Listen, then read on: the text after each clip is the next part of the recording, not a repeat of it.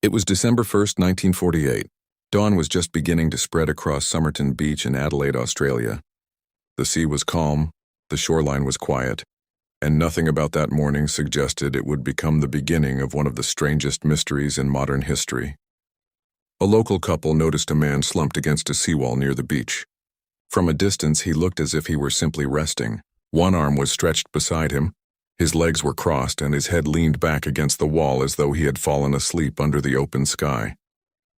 But when people came closer, the truth was unsettling. The man wasn't sleeping, he was dead. Police arrived at the scene and were immediately confronted with a mystery. The man appeared to be in his 40s, physically fit, and dressed in neat, high-quality clothing.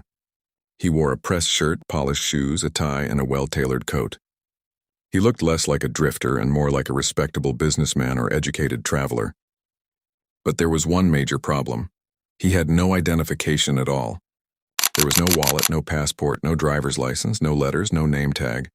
Nothing that could tell investigators who he was or where he had come from. And then they noticed something even stranger. Every label had been carefully removed from his clothing. The tags from his shirt, his trousers, even his coat had all been cut away. It looked deliberate, as if someone had gone to great lengths to erase his identity completely. The autopsy only deepened the mystery. Doctors found signs that suggested poisoning. His spleen was unusually enlarged, and there were abnormalities in his stomach and internal organs that pointed toward a toxic substance. Yet when laboratory tests were conducted, no known poison could be found in his system. It looked like poison, but there was no poison. That contradiction turned the case into a nightmare for investigators. Here was a man with no name, no past, no explanation, and a death that didn't fit any clear medical conclusion. His fingerprints were taken and sent to police departments across Australia and overseas. Records were checked, missing persons files were reviewed, and criminal databases were searched. Nothing matched. It was as if this man had appeared out of nowhere, died on a beach, and left behind no trace that he had ever existed. And that was only the beginning. In the days after the body was discovered, investigators searched desperately for anything that might reveal the dead man's identity. Then they received a possible lead from Adelaide railway station. A brown suitcase had been checked into the station's cloakroom around the same time the Somerton Man was believed to have arrived in the city. Police examined the suitcase, hoping it would finally give them answers. Instead, it only made the case even stranger. Inside the suitcase were clothes, basic personal items, and a few tools. But just like the clothing on the dead man's body, many of the labels had been removed. Once again, someone had taken the time to erase names, brands, and any traceable details. It was not random, it was methodical. There were also unusual items inside the suitcase, including a rare type of thread that was not commonly sold in Australia. To investigators, that detail raised the possibility that the man had traveled internationally, or at least had access to imported materials. But even with the suitcase in hand, police still could not identify him. Then came the discovery that changed everything. Sometime later, while re-examining the dead man's trousers, an investigator noticed something unusual sewn into the waistband. A tiny hidden pocket.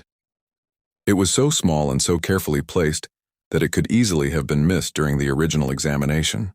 This was not a normal pocket. It looked like it had been designed specifically to conceal something important. Inside that hidden pocket was a tightly rolled scrap of paper.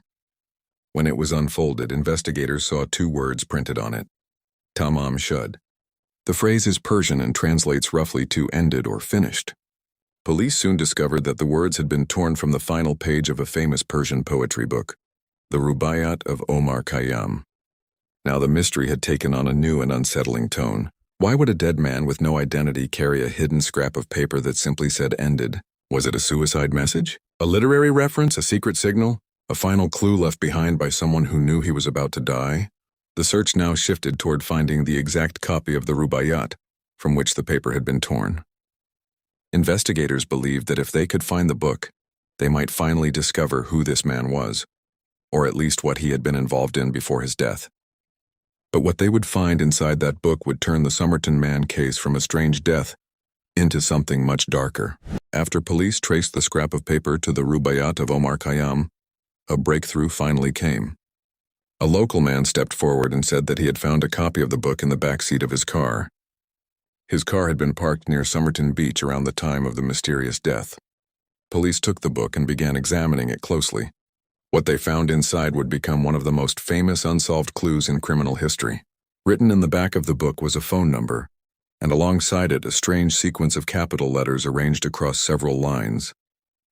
The letters appeared random, almost meaningless at first glance, but investigators quickly realized they might be looking at a cipher, a coded message meant to be understood only by a specific person.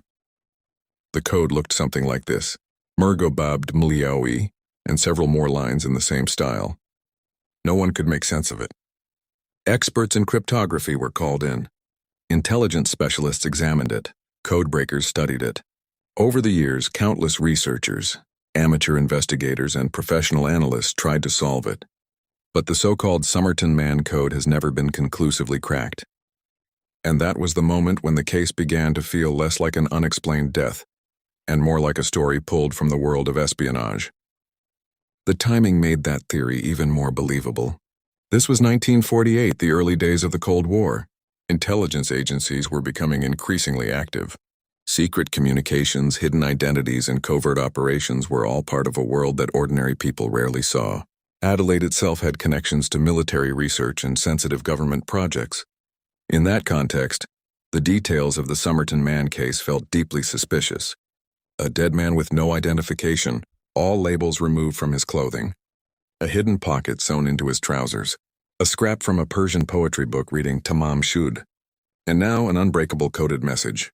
To many investigators, the conclusion seemed obvious. The Somerton Man might have been a spy. Some believed he could have been a Soviet agent operating in Australia. Others thought he might have been carrying secret information, waiting to meet a contact, or involved in an intelligence exchange that went horribly wrong. There were even theories that he had been poisoned in a way designed to leave no trace. A perfect method for eliminating someone without creating a clear murder weapon. Of course, there was no hard proof that he was a spy, but the case seemed almost designed to inspire that suspicion. Everything about the man suggested planning, secrecy, and concealment. He had not simply died. He appeared to have been erased. And yet the more people studied the code, the less certain they became. Was it truly a military cipher? A personal message?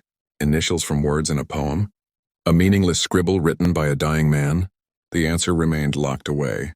By now, the Somerton Man was no longer just an unidentified body on a beach. He had become something larger, a symbol of hidden identities, secret lives, and a mystery that seemed to belong as much to the world of intelligence as it did to criminal investigation. But the next clue would lead police away from codes and spies, and toward a woman who may have known far more than she ever admitted. The phone number found inside the Rubaiyat led investigators to a woman living only a short distance from Somerton Beach. Her name was Jessica Thompson, a nurse who lived in the area. The discovery instantly made her one of the most important figures in the case.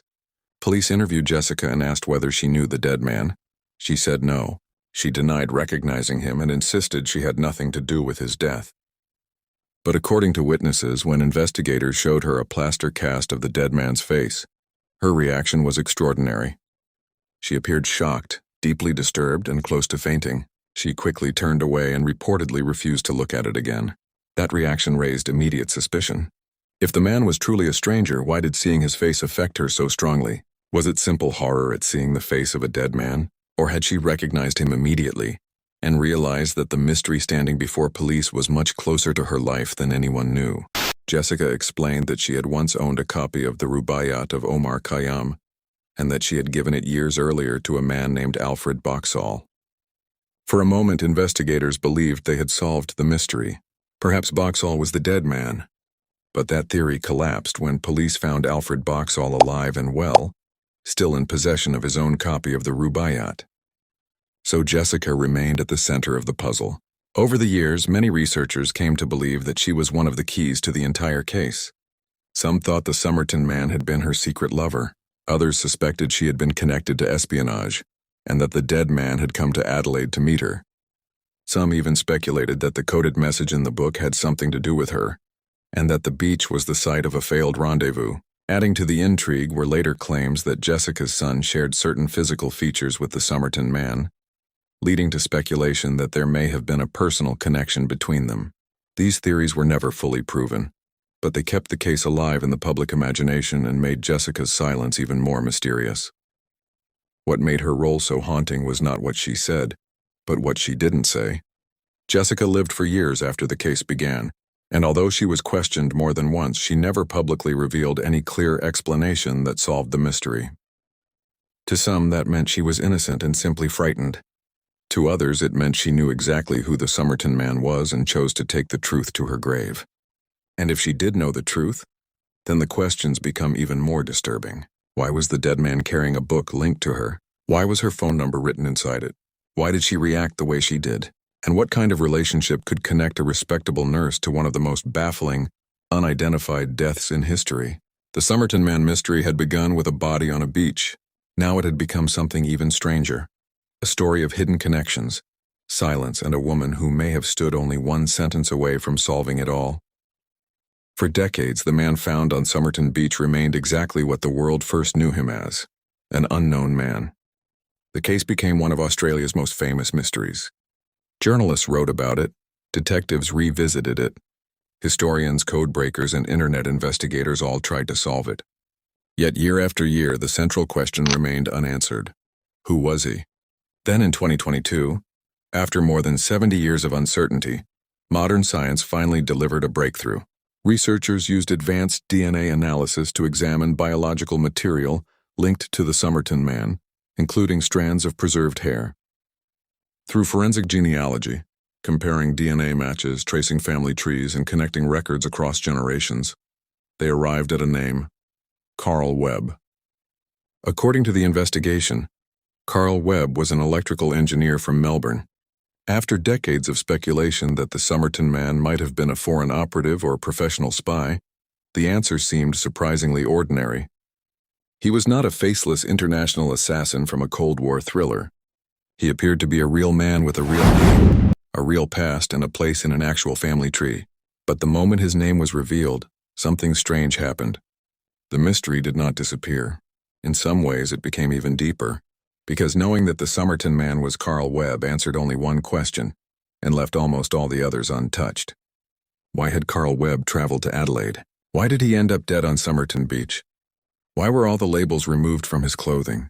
Why did he carry the words Tamam Shud in a hidden pocket? Why was there an unbreakable code written in the back of a book connected to him? What was his relationship to Jessica Thompson? And most importantly, how did he actually die? The DNA evidence gave him an identity, but it did not explain his final days. It did not explain his purpose in Adelaide, his movements before death, or whether he was a victim of murder, suicide, or something even more complicated. It did not explain the coded message.